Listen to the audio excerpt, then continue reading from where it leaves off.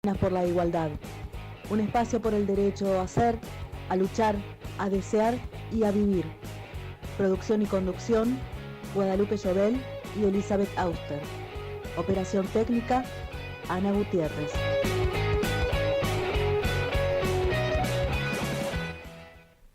Buenas noches a todos, a todas, a todes. Estamos nuevamente en Mendoza. Hola. Ahora sí. Buenas noches, decía a todos, a todas, a todes. Estamos nuevamente en Mendoza Igualitaria, el programa de mendocinos y mendocinas por la igualdad. No hemos viajado al Encuentro Nacional de Mujeres, pero vamos a tratar de hacer un programa tan feminista como se pueda. Les recuerdo que nos pueden seguir en nuestras redes, porque alguna vez me tengo que acordar de esto. Estamos en Instagram como Mendoza Igualitaria, nos encuentran en Twitter como MZA Igualitaria, en Facebook estamos como Mendocinos por la Igualdad, así que en la red que quieran nos contactan y nos pueden escuchar. También tienen nuestros programas subidos a nuestro canal, que es Mendoza Igualitaria M por I, y los encuentran en el canal de FM Ágora, por supuesto. Buenas noches, Ana Gutiérrez, nuestra operadora genial. Muy buenas noches. ¿Qué tal? Estamos hoy sin Lupe Llobel, que ha tenido inconvenientes nuevamente, y nuevamente no están hoy las payanas con su ciclo de literatura menduca, porque se están ocupando de la literatura menduca en la Feria del Libro, que también es algo que alguien tiene que hacer. Es un trabajo, no voy a decir un trabajo sucio, pero alguien tiene que hacerlo. Quien nos acompaña hoy para hablar de cuestiones feministas, algunas que no se tocan demasiado, como son las que tienen que ver con la economía, es Belén Paz, que es integrante del espacio de economía feminista de la Sociedad de Economía Crítica. Buenas noches, Belén. Hola, buenas noches. ¿Cómo estás? Belén, sé que sos amiga de la casa ya, así que es un gusto que vuelvas. Queremos saber, primero, que presentes a la organización en la que estás, que es la Sociedad de Economía Crítica y que es el espacio feminista dentro de la sociedad. Bueno, la Sociedad de Economía Crítica es una organización que está compuesta por fundamentalmente profesionales y estudiantes también de ciencias económicas y de otras carreras de universidades nacionales de acá del país y también de universidades de Uruguay. Uh-huh.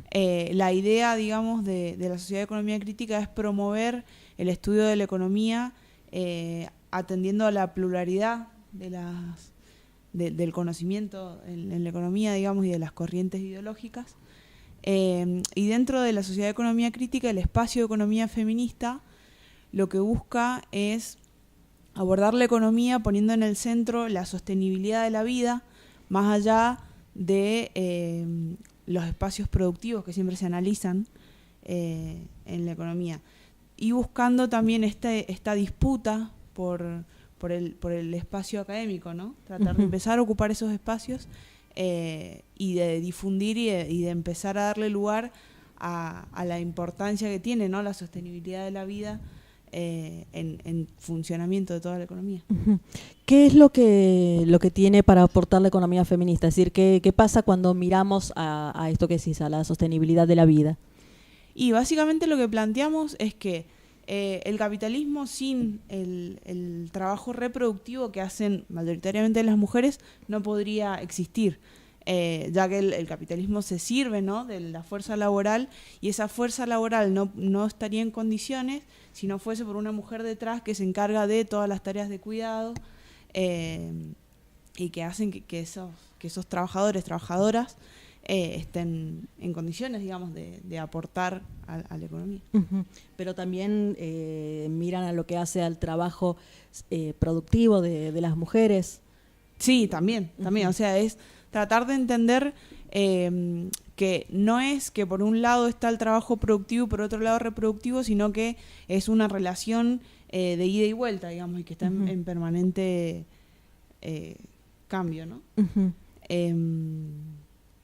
Y ahí es donde entran a jugar variables como el tema de las políticas de cuidado, la doble o triple jornada. Tal cual. ¿Podemos explicar de qué se trata? Sí.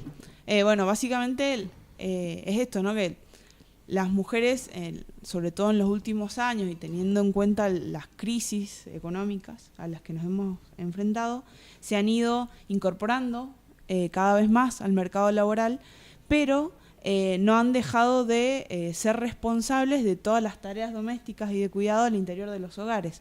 Entonces, las mujeres que se incorporan al mercado laboral y además siguen haciendo el trabajo hacia el interior de los hogares, quiere decir, están cargando sobre sus espaldas una doble o triple jornada laboral. Uh-huh. Eso básicamente. Claro, y en muchos hogares sabemos que hay una participación más o menos equilibrada, pero en la mayoría lo que sucede es que sí, esta carga está mayoritariamente sobre las mujeres, sí. Y en todo caso el compañero colabora. Exacto, eso es lo que termina pasando, ¿no? Como por ahí, a pesar de que el hombre ayude o realice el 50% de las tareas que implican, digamos, el llevar adelante un hogar, por ahí lo que declaran, lo que por ahí uno charla con las demás compañeras, es que la carga mental, ¿no? El estar pensando, planeando, organizando, la termina haciendo la mujer, siempre. Todas esas tareas de organización las hace la mujer, por más que después las ejecute el compañero varón.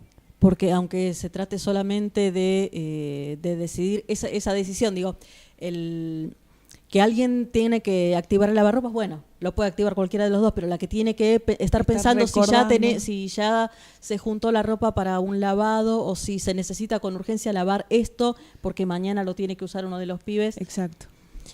Bien, una tarea importantísima. Y si además la mujer estudia, cosa que también se ve con frecuencia, seguimos o volvemos a estudiar después de los 30 y, sí.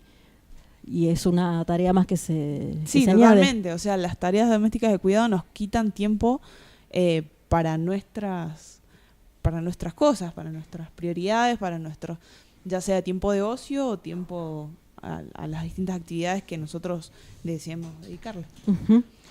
Bien, uno de los términos más duros que se manejan en este ámbito es el de la feminización de la pobreza. ¿De qué se trata? Bueno, básicamente el término feminización de la pobreza hace referencia a que cuando incrementan los niveles de pobreza suelen tener mayores impactos sobre las mujeres que sobre los varones. Uh-huh. O en el caso contrario, por ejemplo, si se reduce la tasa de pobreza, pero se reduce menos en las mujeres que en los hombres, quiere decir que también hay una feminización de la pobreza. Porque frente a... O sea, digo, se puede ver desde esos dos lados, ¿no? Si cuando aumenta más para las mujeres, es feminización de la pobreza.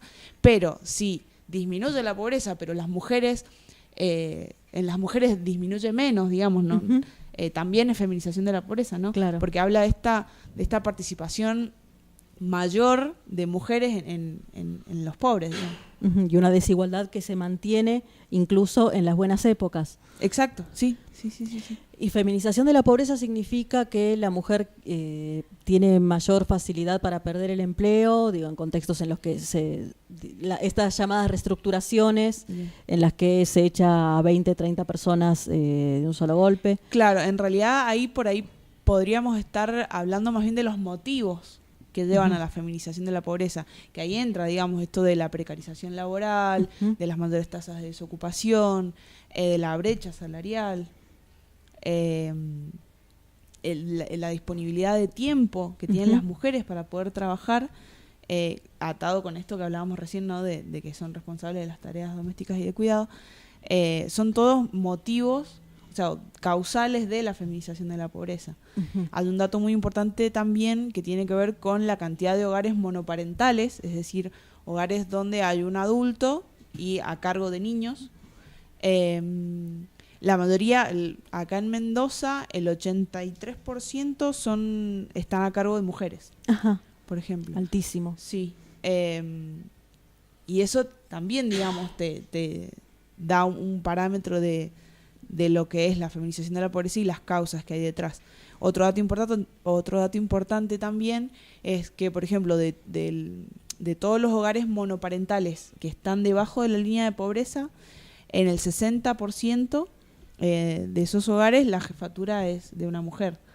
Y ahí entra también el juego de las políticas públicas, porque de esos hogares el 47% recibe como ingreso principal la asignación universal por hijo. Ujú. Entonces, si se implementan políticas que ajustan por ese lado, se ven perjudicados todos estos hogares que están debajo de la línea de pobreza y que, bueno, son Ujú. tienen jefatura femenil. Claro, pienso, vos manejas los números, yo puedo pensar desde afuera de esta ciencia en escenarios, familias en las que se sostenían básicamente con el sueldo del compañero y la compañera juntaba algunos pesos haciendo alguna otra cosa. Él se queda sin trabajo, a ella le toca salir y cuando sale a un trabajo mucho más precario, Totalmente, con un sí. sueldo más bajo, lo que le obliga a trabajar muchísimas horas y después a seguir con las tareas del hogar en general.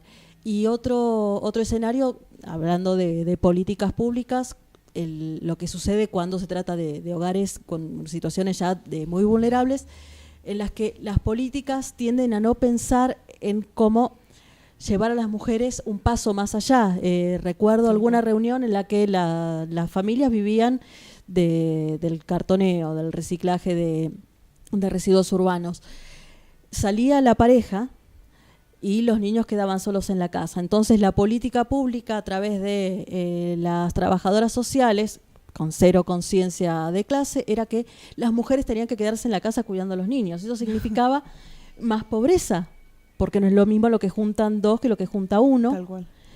Cuando podrían haber pensado alguna solución un poco más práctica, en el sentido de, no sé, que se organicen entre las dos o tres que se llevan muy bien, que se turnen para cuidar a los Exacto. niños y se turnen para salir con las parejas y todos comían más o menos bien al final del día. Y eso es parte también de lo que se busca, o lo que se propone, digamos, desde la economía feminista y del feminismo también, es esto de organizar el cuidado entre el Estado, las familias, digamos, y el sector privado, digamos, y las empresas. O sea, debe existir una organización de ese cuidado, porque actualmente recae sobre los hogares únicamente, y esos hogares, y dentro de los hogares las mujeres son las que tienen que estar a cargo de eso. Entonces lo que se propone es esto, o sea, de que toda la sociedad debe hacerse cargo de que todas las personas debemos ser cuidadas.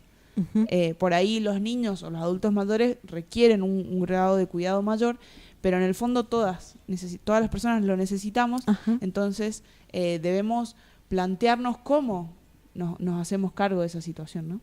Claro, y eso tiene que ver con un régimen, con un paradigma de derechos como el que veníamos sosteniendo y que hemos perdido en los últimos 3 años. Tal cual. Que ayuda, por supuesto, a este escenario de feminización de la pobreza. Ustedes han tenido un pronunciamiento importante respecto del W20. Sí. Bueno, en realidad lo que proponen en el W20, digamos que es como la parte del G20 que se dedicaría a temas de género o de mujeres. Ellos básicamente lo que proponen es la inclusión laboral, financiera, digital y de las mujeres rurales. Pero por ahí todas las cosas que plantean en cuanto a estas diferentes tipos de inclusión también son un poco incongruentes con lo que plantea el G20, ¿no? Con las políticas económicas que plantea el G20, digamos, basadas en una economía que se mantiene en un sector financiero. Uh-huh. Y siempre apoyando a esto, a la reproducción de las riquezas, digamos, en los sectores más favorecidos. O sea, Ajá. Entonces por incentivando ahí, la concentración. la concentración de riquezas, tal cual. Entonces por ahí lo que se critica es esto, digamos, por ahí plantean, y yo creo que entra también en este juego de usar estas temáticas Uh-huh. y ponerlas a su favor, ¿no? Y tratar de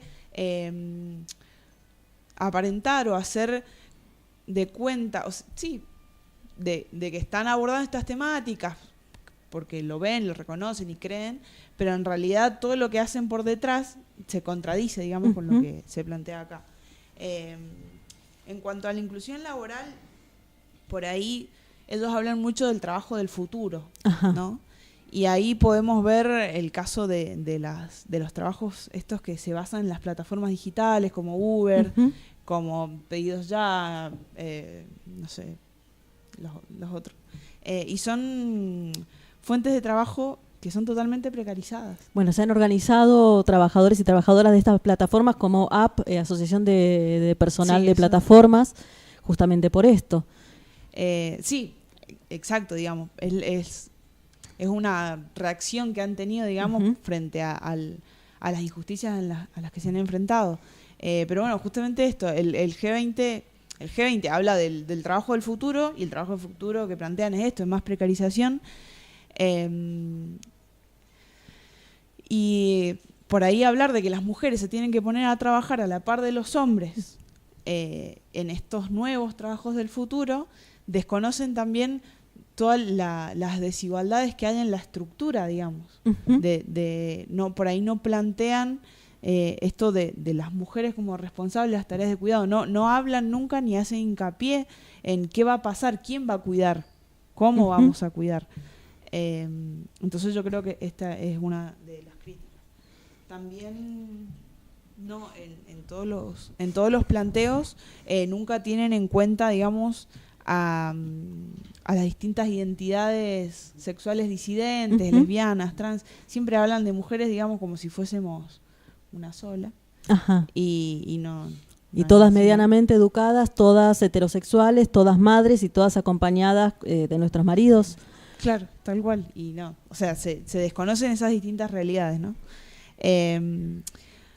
También en cuanto a la inclusión financiera, hablan mucho de esto, ¿no? De que las mujeres puedan tener mayor acceso a los créditos, pero no se plantean el para qué, cómo van a ser sus créditos y cómo los van a devolver.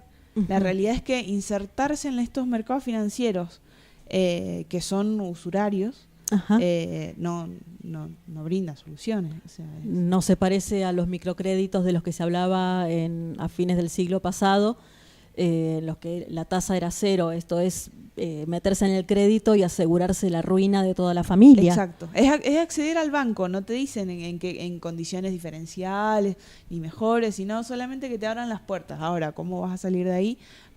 No se lo plantean. La libertad y la igualdad de acceder a la trampa. Tal cual. Pregunta obligada entonces, ¿existe una forma de feminismo que, ¿es sostenible o es creíble un feminismo que no contemple la cuestión de la clase? Y yo creo que no, o sea, en realidad hay que pensar que hay distintos tipos de feminismos, ¿no?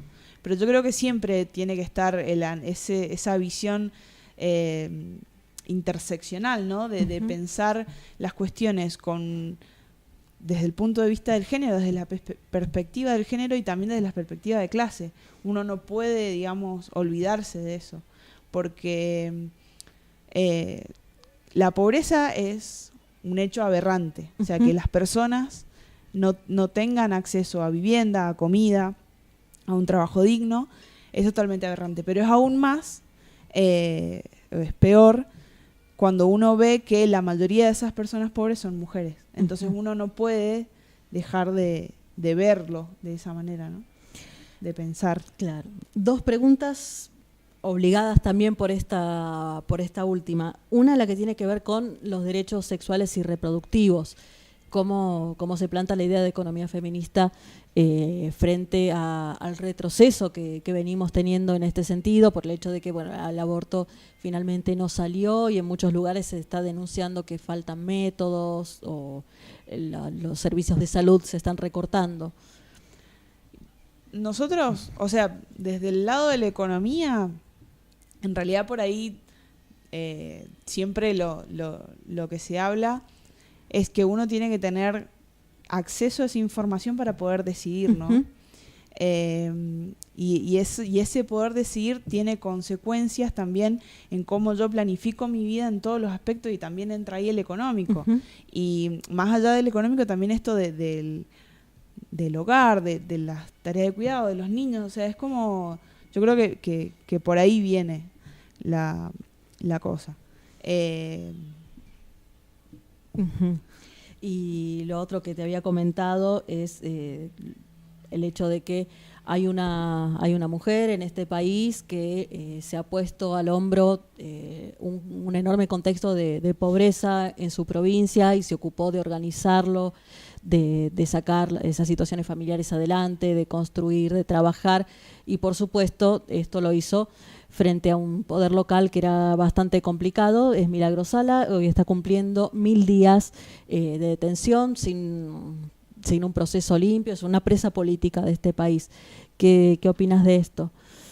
Y no, bueno, yo creo que es la forma de proceder que tiene este gobierno, ¿no? Uh-huh. O sea, ir contra referentes que por ahí marcan resistencias en determinadas, digamos, temáticas o luchas, entonces van a por ello, ¿no? A golpearlos, a tirarlos abajo, como una manera también de amedrentar, ¿no? De eso, de marcar la cancha y decir, con esto nos jode porque así van a actuar, digamos, así te las vas a ver. Y bueno, también esto de esa jugada sucia que hay con la justicia, ¿no? Uh-huh. Es también característico del gobierno. O sea, no está Milagro Sala y también con un montón de otros perseguidos políticos también. Que sí, que no son pocos a lo largo y ancho del país, incluso en esta provincia. Entonces, ¿cómo hacemos? Porque digo, a los referentes y a las referentes las encarcelan. Recuerdo épocas en las que tuvimos crisis parecidas, me parece que esta viene un poco más grave que la de entonces. Hablo de 2002, 2003, cuando veníamos saliendo de lo que pasó con la caída del gobierno de la Rúa y el desastre de la caída de la convertibilidad, por la forma en que se hizo, ¿verdad?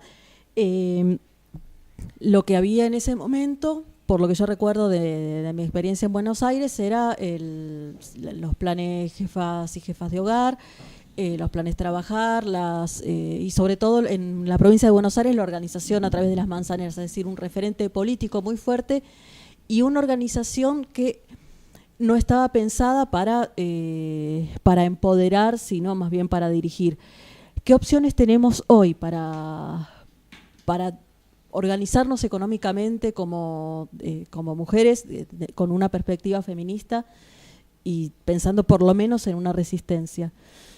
Y yo creo que se están dando igual ya esas organizaciones, ya sea en los clubes de trueque, por ejemplo. Yo he visto que ya han entrado en funcionamiento varios. Las ollas populares, por lo general todas estas iniciativas están a cargo de mujeres, ¿no? Muchos merenderos. Muchos merenderos, sí, totalmente. Frente a esta ausencia del Estado, ¿no?, que se está dando, las mujeres son las que tienen que salir a la calle a hacerse cargo. Y yo creo que es fundamental la organización. Pero también, o sea, digo, más allá de pensarlo desde el feminismo, ¿no? También hay que pensarlo como una cuestión de clase, más que todo. Hoy en día las luchas feministas están y hay que darlas, pero también hay que pensar en que hay cada vez más pobres, en que no hay laburo, no hay trabajo. Y tenemos que... Eso lleva a la criminalización, no necesariamente porque las personas pobres vayan a delinquir, sino porque, sobre todo en el trazado de normativas como la que tenemos hoy, con el Código de Faltas en la provincia, y también está sucediendo en la ciudad de Buenos Aires, en otros contextos, lo que se busca es una persecución también de la persona pobre, no importa lo que esté haciendo. Sí, totalmente. Una estigmatización también, ¿no?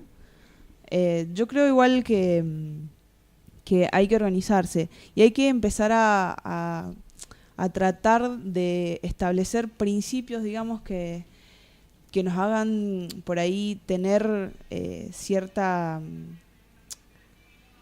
concepción, digamos, de los problemas, una única concepción de los problemas, digamos, identificarlos, y eso que nos lleve, digamos, a una unidad de acción también, ¿no? Si uno tiene por ahí, concibe los problemas de una misma forma, puede llegar a plantear maneras de solucionarlo, de hacerle frente, que sean, digamos, comunes y que nos lleven a todos, digamos, a ponernos detrás de esas banderas. Eso, hay que organizarse. Absolutamente. abrazando a todos. Absolutamente. Bueno, muchísimas gracias, Belén, por esta Muchísimas gracias entrevista. Continuamos en unos minutos. Si tenemos algo de música, fantástico. Y seguimos con otro tema feminista.